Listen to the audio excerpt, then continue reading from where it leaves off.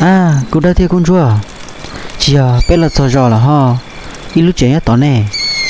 Tí nào, lúc đỡ, giờ, tí này lúc trẻ so sao? Nè hả tìa, giờ lúc trẻ tế nữa nè. Giờ linh đã chị, bé mu, so hỏng mà. Giờ là, chị nó trong tu là thế. Cô làm mất chạy cần ngồi đi, chị bé một bữa họ xứ. Tí nào, so chẳng gì là chỉ cả nè. Là tí nhớ tỏ nè. Bé cu mu, thọ lỡ. Ô, có hai ly co của mình cho say. Rồi li mới từ bỏ lo nhớ tỏ tia xả. Ô li cha, nếu họ chỉ nhớ họ trẻ nè.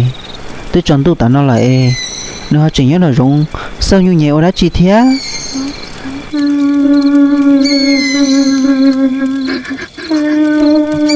Tí nào, giờ lên đã chứ, một bé mua nu sẽ, là bố cả bé bự hả?